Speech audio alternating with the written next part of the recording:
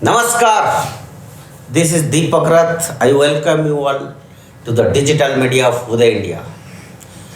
Today, again, I want to tell a different story on Congress party. That Congress, that Thai name is fascist. And today, I will talk about the grand old party's democratic ethos, values of which Mr. Rahul Gandhi and his cronies boast of. And for me, or in fact, you all have witnessed or heard about the democratic ways in which the Congress party handled this country all these years.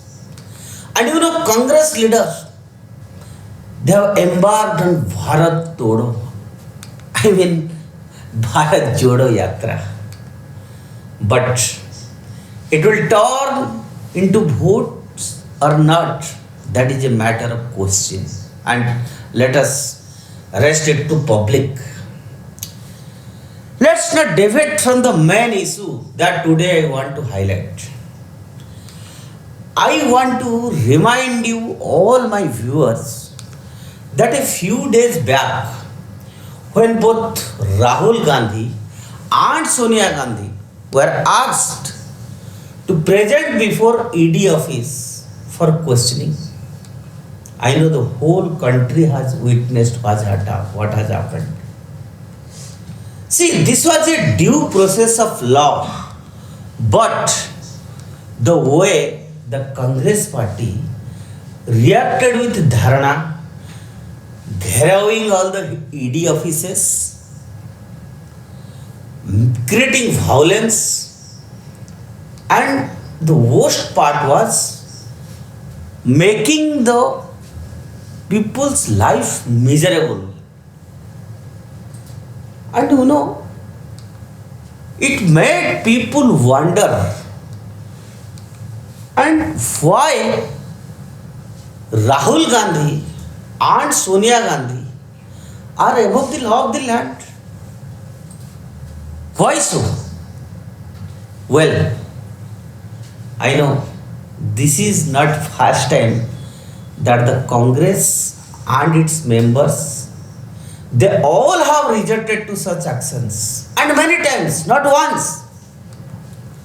And it looks that Congress believes that it has the whole soul right over the nation, and the leaders of Congress are way above the law of the nation.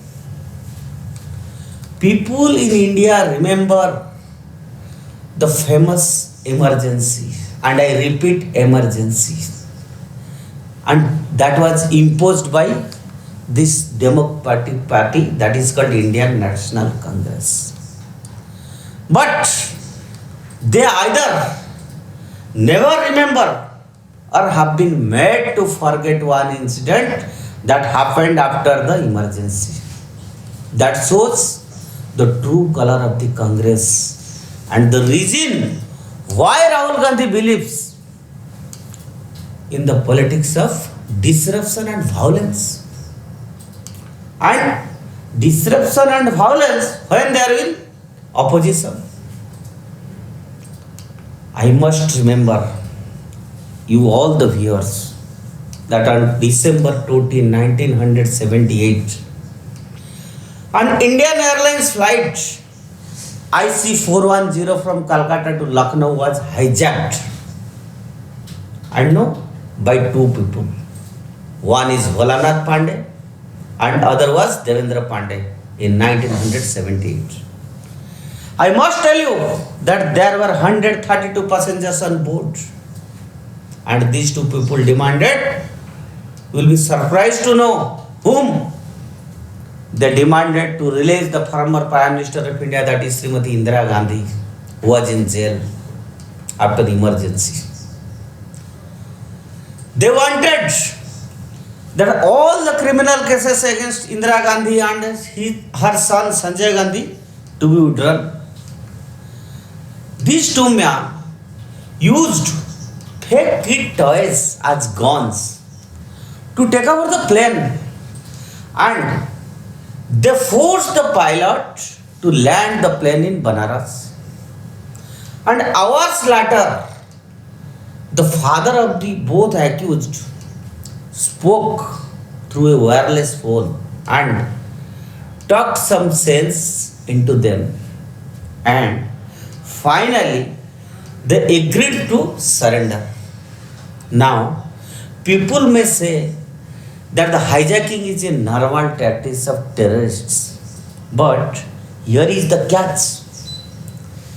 That week was marked by large-scale violence all over the streets, and that was triggered by members of the Indian National Congress. They protested against the arrest of Srimati Indira Gandhi in a breach of privilege case and her disqualification from the parliament on 19 December. The Pandey brothers hijacked the plane on December 20 to protest against parliament's decision to punish Srimati Indira Gandhi. Again, on December 21st, Congress mobs went to the extent of hurling bombs into the residence of Mr. Samar Guha, who was the chairman of the Committee of Privilege of the Lok Sabha. That has indicted Srimati Indira Gandhi. The Congress goons went on the rampage in Bangalore, Hyderabad, and targeted the public property. Several publics were killed in these incidents, and many political party lawmakers denounced the hijacking, and they shamelessly claimed that such actions smacked of fascist inclinations that the Congress party had already demonstrated in spades during the dreaded emergency that Srimati Indira Gandhi imposed for 19 months that began in June 1975. I must remember you, my viewers, that the leading figures in the Congress party like Mr. Basant Sathe, Mr. R. Venkatraman, who became the President of India, they attempted to justify the actions of their party members and even downplayed the hijacking episode as nothing more than a joke. When the Lok Sabha discussed the event, they went above and beyond to protect the Bhola Pandey and Devendra Pandey. The Congress party gave these hijackers tickets, party tickets for Vidhan Sabha in Uttar Pradesh elections, and they won also. In fact, one of the Pandey brothers were given Lok Sabha elections. This exposes the Congress mindset, its fascist inclinations. This reveals a lot about the party's respect for the rule of the law. While the Congress has blamed the BJP for Nupur Sharma's allegedly derogatory statement on Prophet Muhammad, despite BJP claiming it to be a work of fringe elements, but the Congress disregarded the BJP statement and Congress blamed it for the fiasco. But interesting is the way Congress defines the actions of its party members in hijacking and violence in the country in 1978.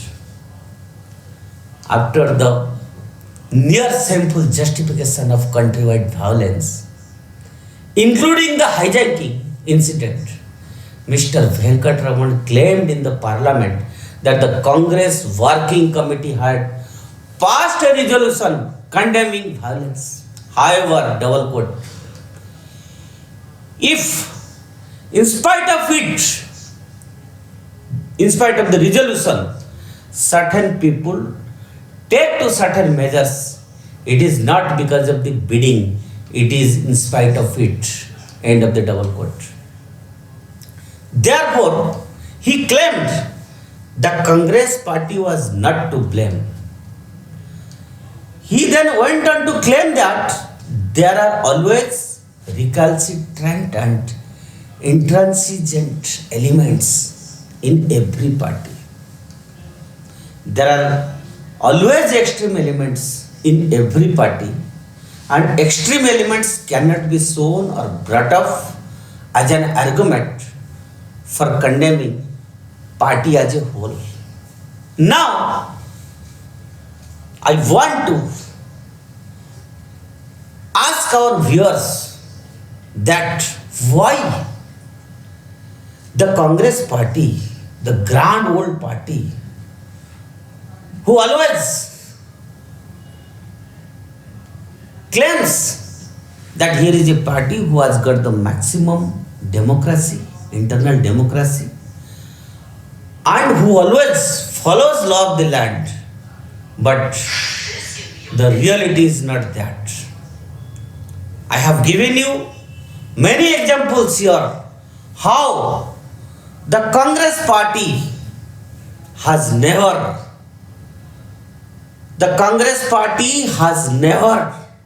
followed the law of the land, and the same thing is going now also when the party is in opposition. It's time the countrymen must understand and analyze the internal or the hidden agenda of the Congress party. This is for all today, and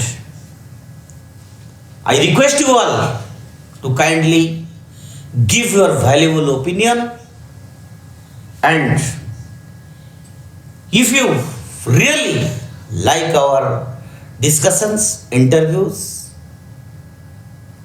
I will again request you to like, subscribe Uday India Media. I thank you all. Vande Mataram. Bharat Mata ki Jai.